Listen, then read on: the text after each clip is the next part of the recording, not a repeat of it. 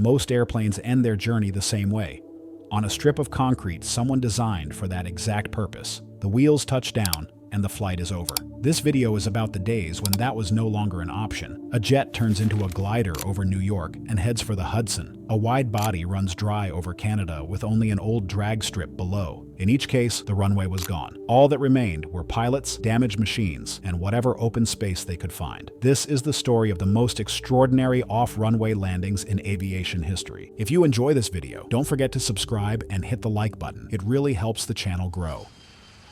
On January 15, 2009, U.S. Airways Flight 1549 pushed back from the gate at New York LaGuardia. The aircraft, an Airbus A320, carried 150 passengers and 5 crew members. In the cockpit were Captain Chesley Sully Sullenberger, a former Air Force pilot and safety expert, and First Officer Jeff Skiles, who was on one of his first trips operating the A320. The weather conditions were clear and cold, offering good visibility. At 3:25 p.m., the flight was cleared for takeoff from runway 4. The aircraft climbed out over the Bronx, turning southwest as it passed 1,000 feet. The initial phase was normal. The first officer was flying, the captain was monitoring, and air traffic control cleared them on course toward Charlotte. However, 2 minutes after liftoff, at an altitude of roughly 2,800 feet, the situation changed critically. The aircraft intercepted a flock of Canada geese. Birds struck both engines simultaneously with a series of loud bangs. Passengers observed flames, and the engines immediately spooled down,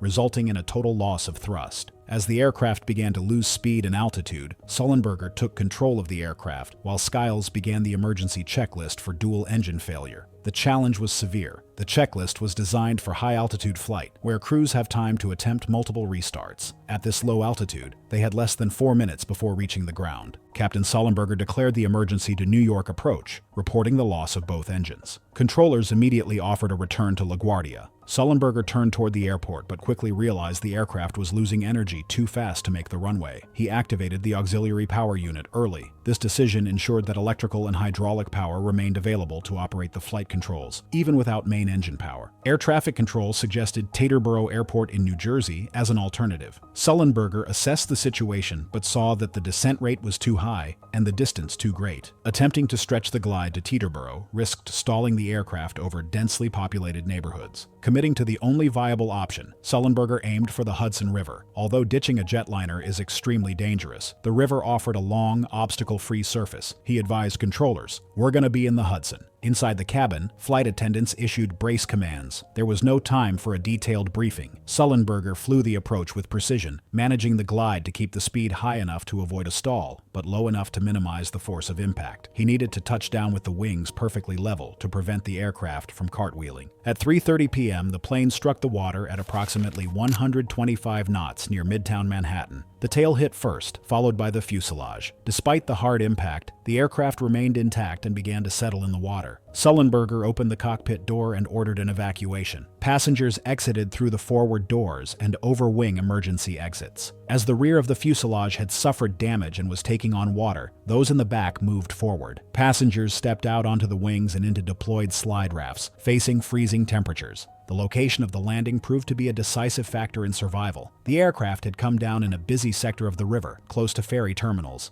Commuter ferries and rescue vessels arrived within minutes. Crews began rescuing passengers from the wings and rafts immediately, followed by police and fire units. Remarkably, all 155 people on board survived. While there were injuries, primarily hypothermia and impact trauma, there were no fatalities. The National Transportation Safety Board investigation confirmed the cause of the accident was the ingestion of large birds into both engines. The board credited the successful outcome to several factors: the crew's rapid decision-making, specifically the choice to ditch in the Hudson rather than attempt a risky return. Simulations conducted later showed that while a return to LaGuardia was theoretically possible, it required immediate action with zero reaction time. Accounting for the time required for a human crew to assess the situation and attempt restarts, the NTSB concluded that ditching in the Hudson was the safest and most logical decision. The Hudson flight remains a significant case study in aviation safety. It led to updated training for dual-engine failures at low altitudes and reinforced the importance of crew resource management.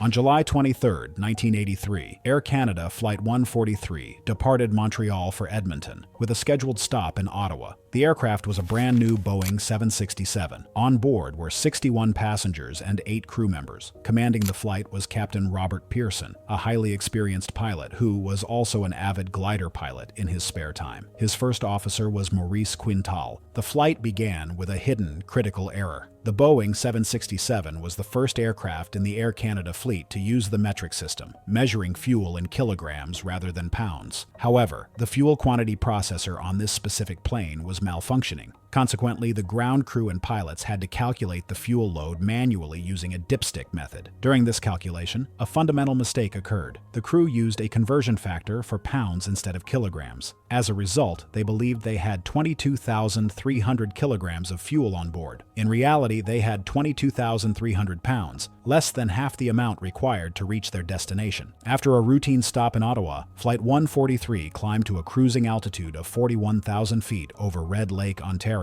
The flight management computer, fed the incorrect data, showed normal operations. The first sign of trouble appeared as a low fuel pressure warning for the left engine. Believing it to be a fuel pump failure, the pilot switched off the pumps to rely on gravity feed. Moments later, the right engine's pressure warning also illuminated. Suddenly, the left engine flamed out. As the crew prepared for a single-engine landing in Winnipeg, the unthinkable happened. The right engine also failed. The cockpit was filled with the "all engines out" warning sound. At 41,000 feet, the wide-body jet had become a glider. With the loss of both engines, the aircraft lost its primary electrical and hydraulic power. The cockpit screens went dark. Immediately, the ram air turbine, a small propeller driven by the airstream, deployed automatically from the fuselage. This emergency system provided just enough hydraulic pressure to move the flight controls and power basic flight instruments. Captain Pearson began to glide the massive aircraft, while First Officer Quintal calculated their range. It quickly became apparent that they were losing altitude too fast to reach Winnipeg. Quintal proposed an alternative, an old Royal Canadian Air Force base at Gimli, roughly 60 miles north of Winnipeg, where he had once served. Unbeknownst to the crew, Gimli was no longer an active airport. As the plane approached Gimli, the crew faced another mechanical challenge. Without main hydraulic power, the landing gear had to be dropped by gravity. The main wheels locked into place, but the nose gear failed to lock properly. Furthermore, the aircraft was coming in too high and too fast. Without engines, Pearson could not circle around for a second attempt. Drawing on his glider experience, he executed a maneuver known as a forward slip. He crossed the controls, banking the wing while applying opposite rudder to put the plane into a sideways slide. This increased the aerodynamic drag significantly, allowing the plane to drop altitude quickly without gaining excessive speed. It is a standard move for gliders, but unheard of for a commercial airliner. The silent plane leveled off just above the ground. Spectators on the drag strip scattered as the massive jet touched down on the concrete. Pearson applied maximum braking. 2 tires blew out immediately. As the speed decreased, the unlocked nose gear collapsed, smashing the nose into the runway. The friction from the nose scraping the pavement helped slow the aircraft, which skidded to a halt just a few hundred feet from the crowd. Smoke rose from the nose, but there was no fire. The cabin crew initiated an immediate evacuation. Because the tail was high in the air due to the collapsed nose, the rear slides were too steep, but passengers managed to exit safely. Remarkably, there were no fatalities and only 10 minor injuries. The subsequent investigation by the Board of Inquiry identified the root cause as a combination of corporate and human errors. The confusion between imperial and metric units, combined with inadequate training and vague fueling procedures for the new aircraft, had created the conditions for the accident.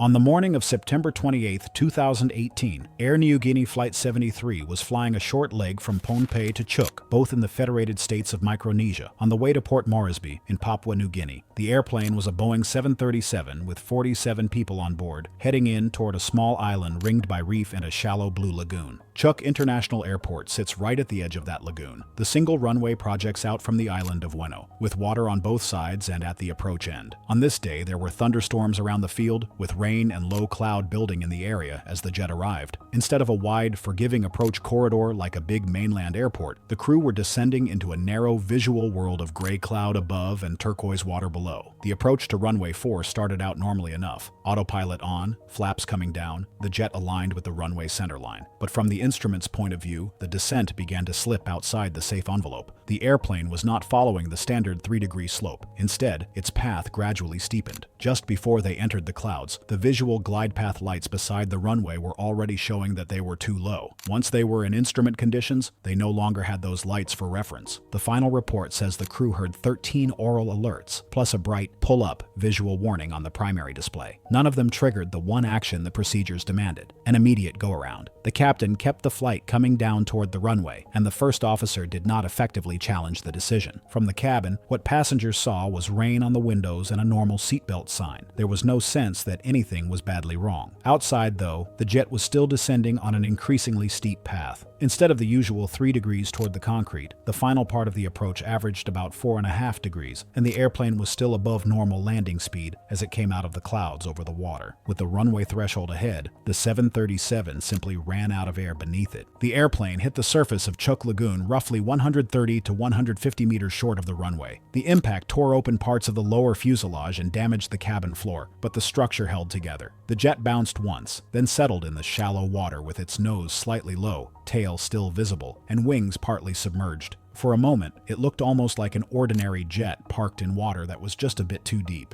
Inside, the cabin filled with noise, spray, and confusion. Power flickered. Some passengers were thrown forward. Others stayed strapped in their seats. Flight attendants began shouting commands to evacuate. Later, they told investigators that some passengers simply did not understand the word evacuate, and several tried to carry cabin baggage out with them, slowing the flow to the exits. Still, doors were opened and people began climbing into the warm lagoon water, onto wings and into small boats that rushed out from the shore. Initial reports from the airline said that everyone had escaped. In reality, one passenger was missing. For 3 days, divers searched the site until they went back into the broken cabin itself. There, between 2 rows of seats near a fracture in the fuselage, they found the body of a passenger who had not been wearing a seatbelt. Forensic examination suggested he had been thrown forward at impact, suffered fatal head injuries, and died within minutes, never making it into the water outside. In total, 46 people survived. 6 of them were seriously injured with fractures and other impact trauma. Local residents in small boats, along with U.S. Navy personnel operating nearby, played a central role in plucking wet, shocked passengers and crew from the lagoon. Over the next hours and days, the airplane gradually sank in about 30 meters of water, coming to rest on the lagoon floor, while investigators started piecing together why a routine approach had ended in the sea. The final report from the Papua New Guinea Accident Investigation Commission was blunt. The crew had not given a proper approach briefing or completed all pre-landing checklists. They let the approach become unstable, flew too steeply and too fast, and then ignored a long series of clear warnings from the ground proximity system. The captain never called for a go-around. The first officer did not intervene effectively as the situation deteriorated. In the Commission's words, they lost situational awareness and flew the airplane into the water.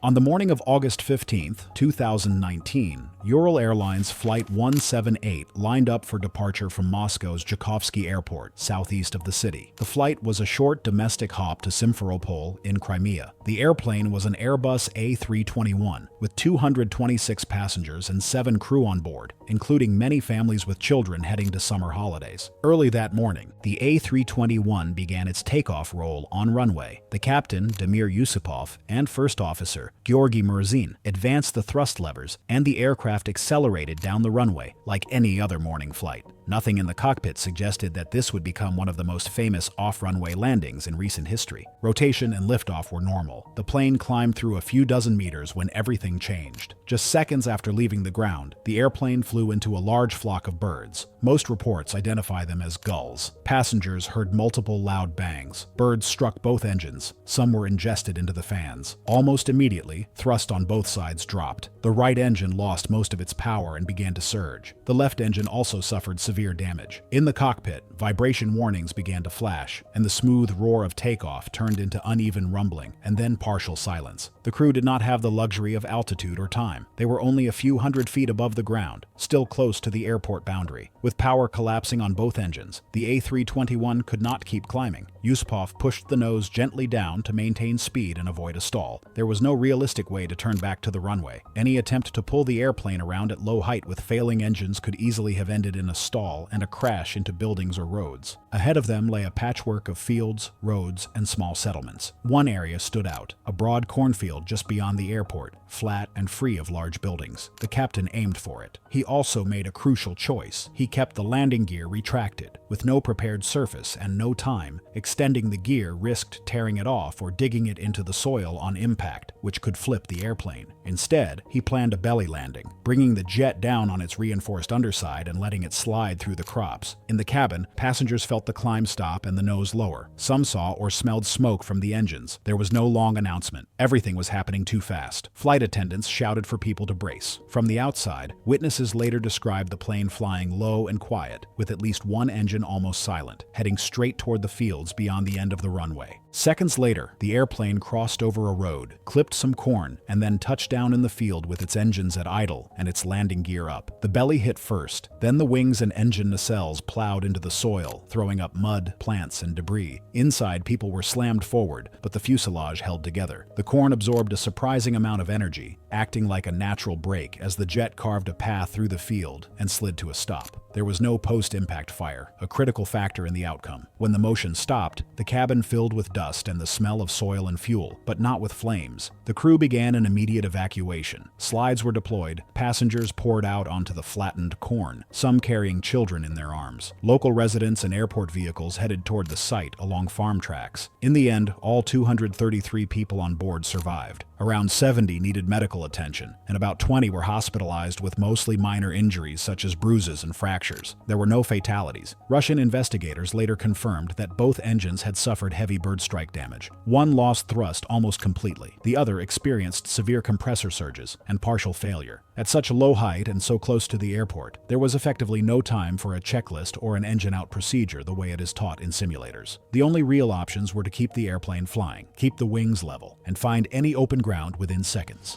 On the morning of December 27, 1991, Scandinavian Airlines Flight 751 was preparing for departure from Stockholm Arlanda Airport. The destination was Copenhagen, the first leg of a routine trip to Warsaw. The aircraft, a McDonnell Douglas MD-81, carried 129 people. In the left seat was Captain Stefan Rasmussen, a Danish pilot with a solid reputation and roughly 8,000 flight hours. Beside him was First Officer Ulf Kittermark, a Swedish pilot with 3,000 hours of experience. To the passengers and crew, everything appeared normal, but a silent, invisible threat was already adhering to the aircraft's wings. The aircraft had parked overnight in freezing temperatures. Cold fuel remaining in the tanks chilled the wings, causing invisible, clear ice to form on the upper surfaces. Although ground crews de-iced the plane, they relied only on a visual check instead of feeling the wings by hand. Because clear ice is transparent, they missed the deadly layer clinging to the wing roots. At 8:47 a.m., they lifted off. As the aircraft lifted, the wings flexed under the load, shattering the brittle ice. Since the MD-80's engines are mounted at the rear, these chunks of ice were immediately sucked into the intakes, smashing against the fan blades and disrupting the airflow. 25 seconds after takeoff, a series of loud bangs rocked the cabin. The aircraft began to shudder violently. The engines were suffering from compressor stalls, a condition where the airflow through the engine is disrupted, causing flames to shoot out the back and the engine to surge. In the cockpit, Captain Rasmussen reacted according to his training. When an engine surges, the standard procedure is to reduce thrust slightly to clear the stall. He pulled the throttle levers back, attempting to save the engines. But unknown to Rasmussen, his aircraft was equipped with a system called Automatic Thrust Restoration, or ATR. This system was designed to automatically increase power during takeoff if it sensed a drop in thrust, ensuring the plane could climb safely. Tragically, SAS had not sufficiently trained its pilots on this system. Rasmussen did not know it existed. As the captain pulled the throttles back to save the engines, the ATR computer interpreted this as a dangerous loss of power. It fought back, automatically commanding the engines to throttle up to maximum power. This was catastrophic. The computer forced the damaged engines to run at full speed, causing them to ingest even more debris and vibrate violently. The pilots were now fighting a battle they could not win. Within 76 seconds of liftoff, the left engine failed completely. 2 seconds later, the right engine followed. At an altitude of 3,200 feet, climbing through clouds, the aircraft became a silent 50-ton glider. The cockpit fell eerily quiet, save for the master warning alarms. Rasmussen instinctively lowered the nose to maintain airspeed, preventing a deadly aerodynamic stall. "I have control," he stated. At this critical moment, a third pilot entered the equation. Captain Per Holmberg, an off-duty SAS pilot traveling as a passenger, realized the severity of the surges. He rushed to the cockpit and immediately began assisting the crew, helping to run emergency checklists and attempting to start the auxiliary power unit to restore electricity. As the MD-81 descended through the cloud layer, they broke out at roughly 900 feet. The landscape below was a patchwork of dense forests and small farms. Returning to Arlanda was impossible. They had no thrust and were losing altitude rapidly. Rasmussen scanned the terrain. To the right, he saw a small, snow-covered clearing near the village of Garuda. It was surrounded by trees, but it was the only option. Plan for an emergency landing. Passengers braced for impact. Rasmussen focused entirely on the glide. He needed to keep the wings level. If a wingtip caught a tree or the ground first, the aircraft would cartwheel and likely disintegrate. He flared the aircraft, lifting the nose at the last second to reduce speed. The aircraft struck the treetops first. The impact sheared off a large portion of the right wing. The plane hit the frozen ground tail first, sliding with immense force. The fuselage snapped into 3 major sections as it plowed through the snow, finally coming to a rest 100 meters further on. Silence returned to the field. There was no explosion. The snow had cooled the friction heat, and the fuel tanks, though ruptured, did not ignite. Captain Rasmussen, injured and trapped in his seat, called out to check on his crew. Amazingly, the evacuation began immediately. Passengers helped each other out of the broken fuselage into the freezing snow. When emergency services arrived, they prepared for a mass casualty event. Instead, they found a miracle. Of the 129 people on board, everyone had survived. There were injuries, some severe, including broken backs and legs, but not a single life was lost. The investigation by the Swedish Board of Accident Investigation vindicated the pilots. The report concluded that the clear ice phenomenon was a known risk that the airline had not adequately managed. The presence of the automatic thrust restoration system and the lack of pilot training regarding it was cited as a major contributing factor. The system had effectively prevented the pilots from saving the engines.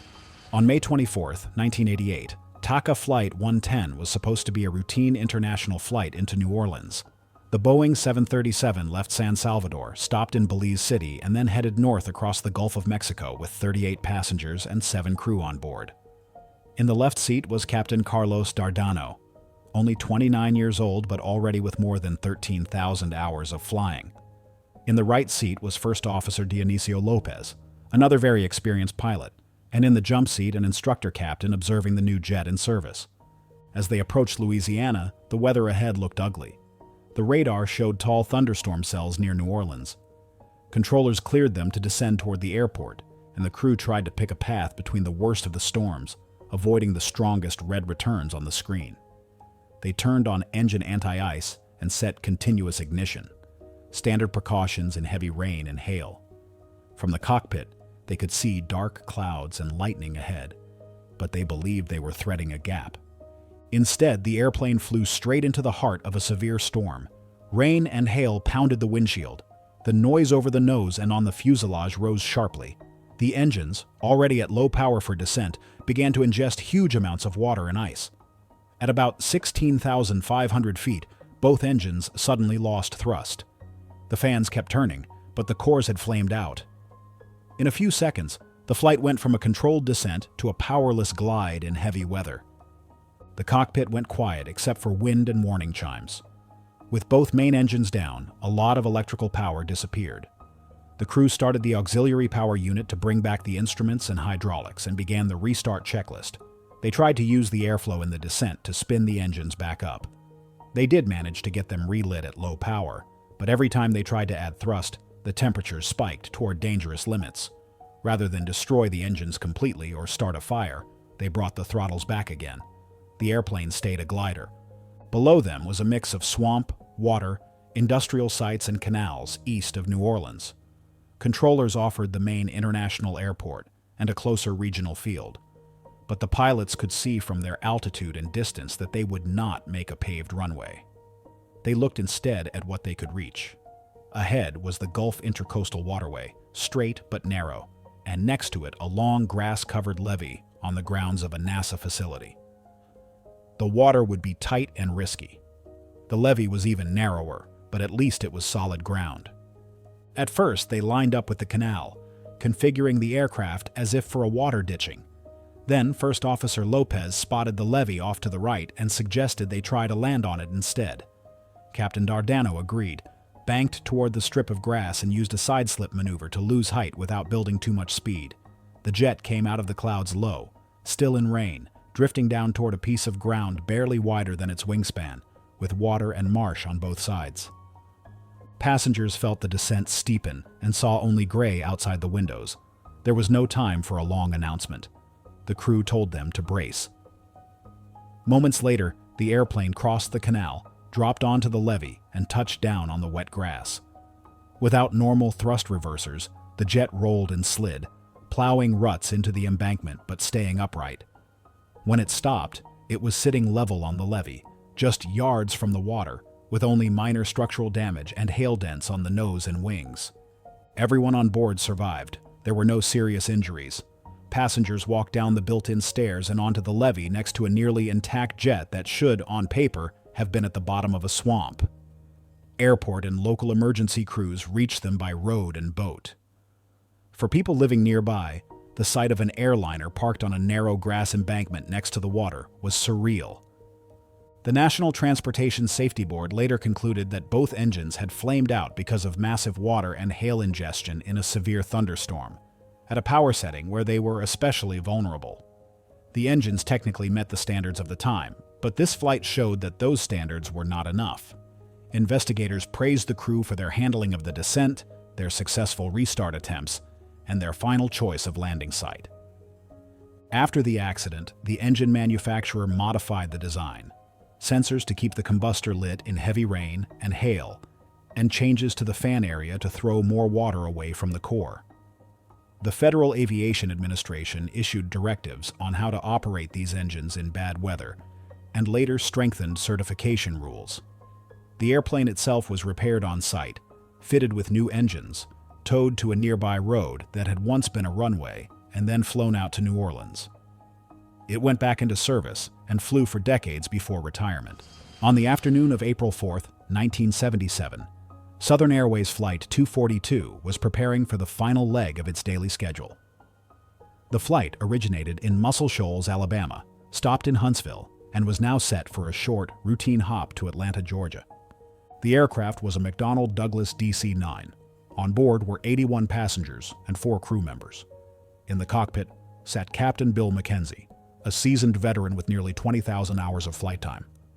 Before leaving the gate, the crew reviewed the weather reports. They had flown through the same area earlier that day and encountered only rain and light turbulence. However, the atmosphere had changed rapidly in the last few hours. A massive line of squalls was building across northern Georgia, intensifying with frightening speed. As Flight 242 climbed toward its cruising altitude, the view from the cockpit radar was deceptive. The pilots were looking for a safe path through the wall of storms ahead. On their green radar screen, they saw an area of intense red returns, indicating heavy rain. But right in the middle, there appeared to be a gap, a darker, clearer path. Believing they had found a soft spot in the line, they steered the jet toward this gap.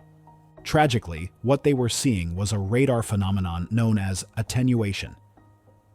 The rain in the leading edge of the storm was so incredibly dense that it blocked the radar energy from penetrating any further.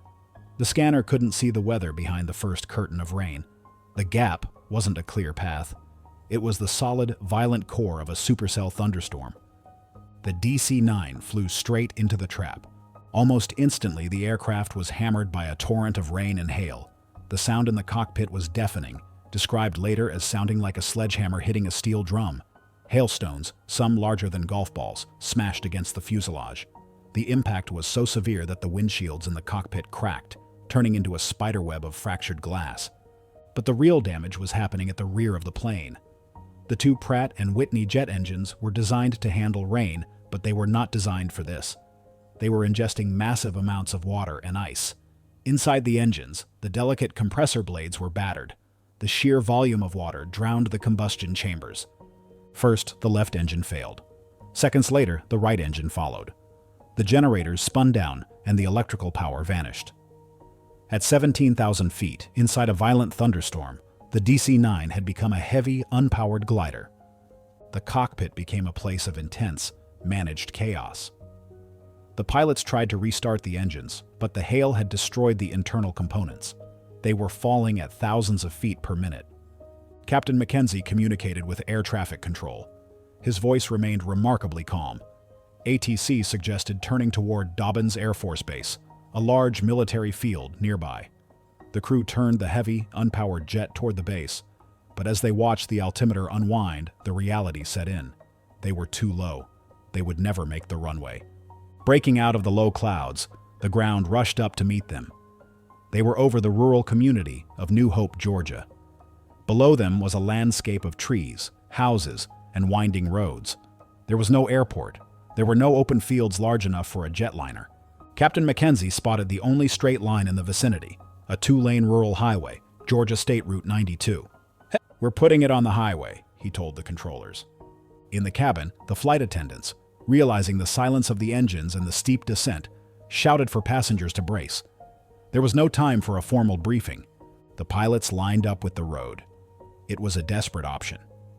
The highway was narrower than the wingspan of the DC-9, lined with pine trees and utility poles.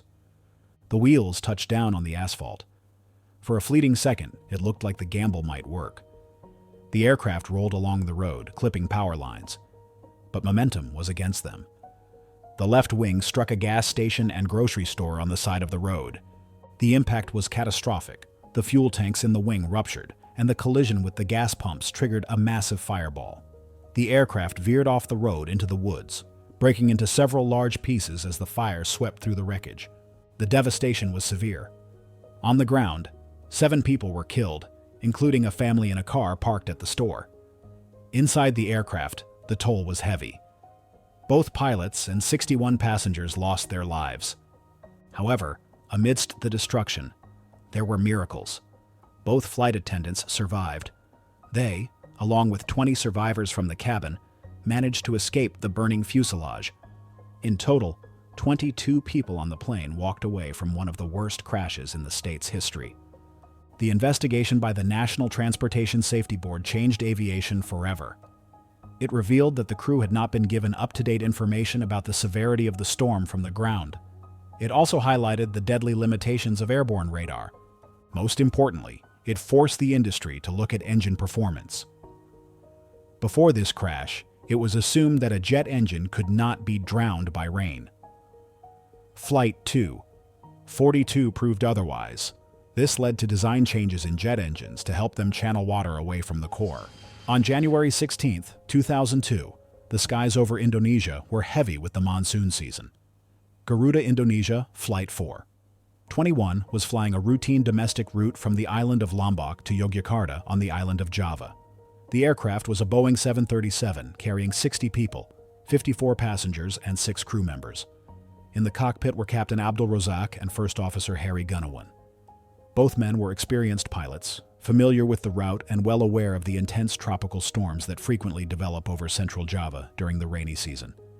As they cruised toward their destination, the flight seemed normal, but the weather ahead was rapidly deteriorating into a wall of turbulence and rain. As the aircraft began its descent, the pilots checked their onboard weather radar. The screen showed a massive line of red storm cells blocking the path to the airport. However, like many crews operating in that era, they spotted what appeared to be a gap, a corridor of lighter colors between the intense red cells. Believing this was a safe path of clearer air, Captain Rozak steered the aircraft toward it. Tragically, they were witnessing a dangerous radar illusion known as attenuation. The rain and hail at the front of the storm were so incredibly dense that they absorbed the radar signals completely, hiding the violent core of the supercell behind a false image of safety. The gap was not empty air. It was the heart of the storm. Descending through 19,000 feet, the 737 flew straight into the trap. Almost instantly, the aircraft was hammered by severe turbulence. Torrential rain and heavy hail smashed against the windshield and fuselage with a deafening roar. At this stage of the descent, the engines were set to flight idle, a low power setting. This combination proved fatal. The sheer volume of water and ice being sucked into the engine intakes exceeded what the machinery could handle. Inside the engines, the airflow was disrupted, and the combustion chambers were drowned. In less than 60 seconds, both engines flamed out. Suddenly, the roar of the jet engines vanished, replaced only by the sound of wind and hail. The generators spun down, and the primary electrical power failed.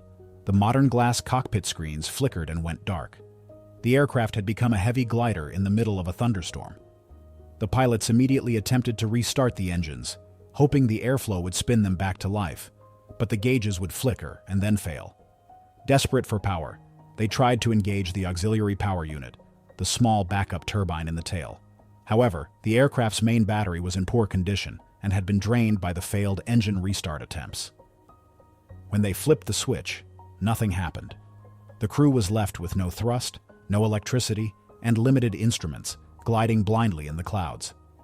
As they dropped through 8,000 feet, they finally broke out of the bottom of the storm layer. For the first time, they could see the ground below. It was a landscape of rice paddies, forests, and villages, but no airport was within gliding range. Captain Rozak scanned the terrain and saw only one viable option: the Bengawan Solo River. It was a wide brown waterway swollen by the recent rains. With seconds to spare, he decided to ditch the aircraft in the river.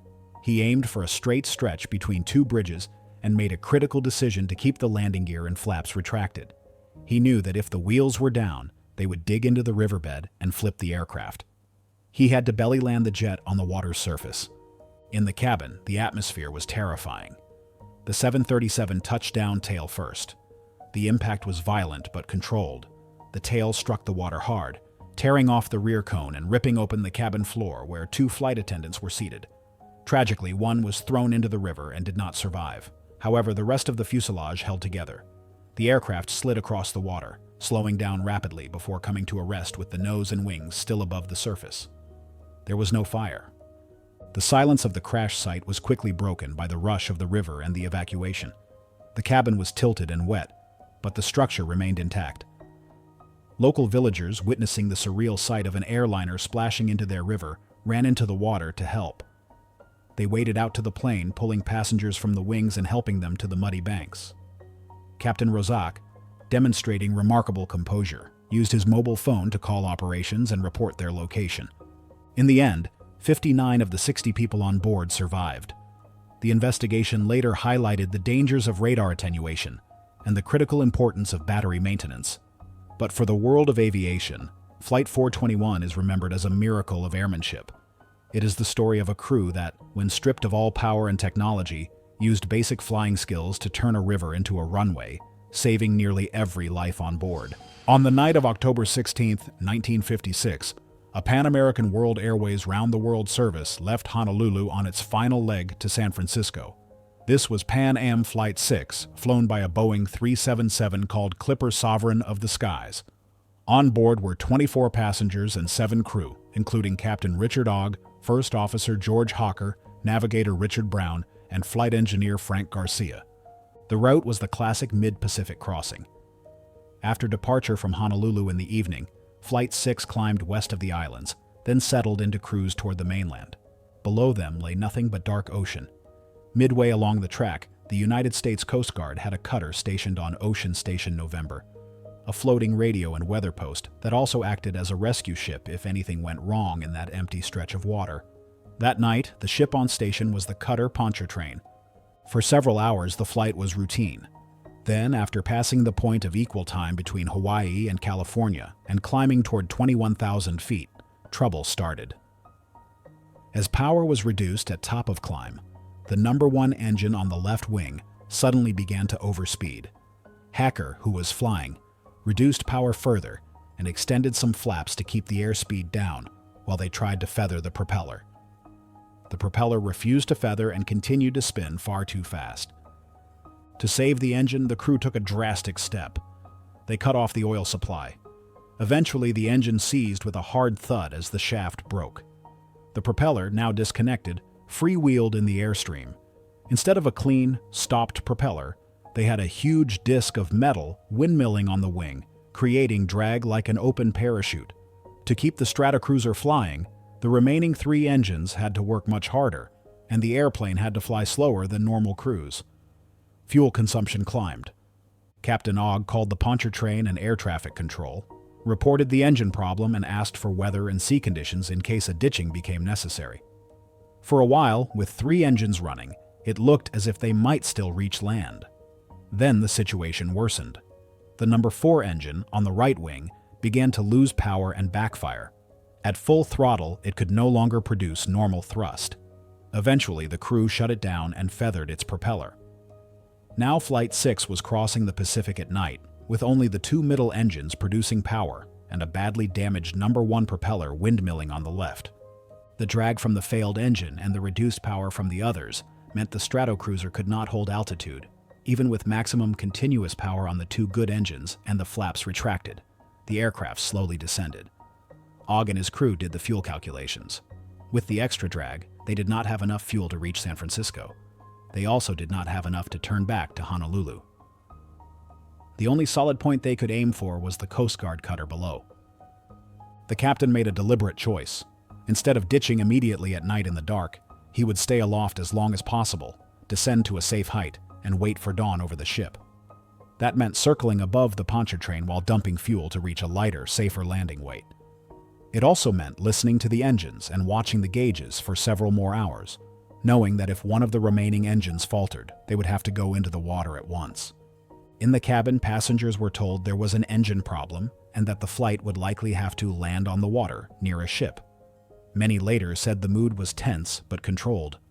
Flight attendants walked people through life vests and rafts. Some passengers wrote quick notes to families. Outside, the sky slowly shifted from black to gray as the Pacific sunrise approached. Below them, the white wake of the Pontchartrain was the only solid reference in an endless field of water.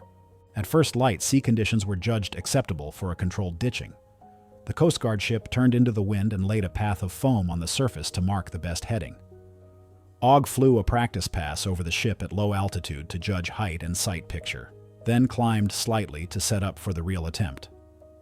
The landing gear stayed up to avoid digging into the waves. Flaps came down to increase lift and drag. The target speed was around 90 knots, slow enough to survive the impact, fast enough to avoid stalling into the swells. The final approach was flown directly toward the foam line, with the Pontchartrain pacing beneath and cameras rolling on deck. Passengers braced as the big piston airliner sank toward the water. At 6:15 in the morning, the hull touched the Pacific. The Stratocruiser skipped along the surface, then one wing struck a swell, spinning the airplane almost half a turn and snapping off the tail. Water smashed against the fuselage, windows shattered and interior panels broke loose, but the main cabin structure held. The aircraft stayed afloat long enough for everyone to get out. Crew members launched 3 life rafts, and passengers climbed into them or directly into rescue boats from the cutter, which was already alongside. Some people were bruised or cut. One infant was briefly knocked unconscious, but there were no fatalities. Within about 20 minutes, everyone from Flight 6 was on board the Pontchartrain. The last pieces of the Sovereign of the Skies sank in front of them, disappearing into deep water. The Civil Aeronautics Board investigation later pointed to an initial mechanical failure that prevented the number 1 propeller from feathering and a subsequent mechanical failure of the number 4 engine as the causes that made ditching unavoidable. It also highlighted the crew's fuel management, their decision to seek the cutter rather than attempt a long diversion with a dragging propeller, and the choice to wait for daylight to improve the odds of a controlled landing and fast rescue. Most flights end the way they're supposed to. You roll onto a long strip of concrete, feel the wheels thump down, and the cabin fills with the sounds of people going back to their lives. The runway is always there, so you rarely think about what happens when it's not. In these stories, it wasn't. An Airbus that turned the Hudson River into a landing strip, a wide body flown like a glider onto an old Canadian drag strip, a Scandinavian jet that broke into 3 pieces in a snowy field, a Boeing that settled onto a narrow grass levee beside a canal, a 737 wedged between the banks of a river in Java, a turboprop that glided toward Sicily and had to take the sea, a Stratocruiser filmed as it landed on the open Pacific, a modern jet sitting in a tropical lagoon just short of its runway. Sometimes everyone walked away. Sometimes they didn't. The difference was rarely one thing. It was a chain. How much fuel was really on board, how the radar was read, whether invisible ice was noticed, how fast the crew accepted the engines weren't coming back, and whether there was any flat ground, water, or field within gliding distance. It was also design, training, and the people who came afterward in boats and helicopters, pulling shocked passengers from rivers, lagoons, and open sea. These weren't just accidents. They were lessons. The procedures, the checklists, the way pilots are taught to manage energy and commit early to the safest option, even when that runway is a cornfield or a line of foam beside a ship, all carry the marks of these off-runway landings. If you found these stories as gripping as I did, hit that subscribe button and drop a like. There's plenty more incredible aviation history ahead, and your support keeps these stories coming. The next time your airplane touches down on concrete and you walk off into a terminal, remember, that safe landing owes something to every crew who had to land without a runway at all.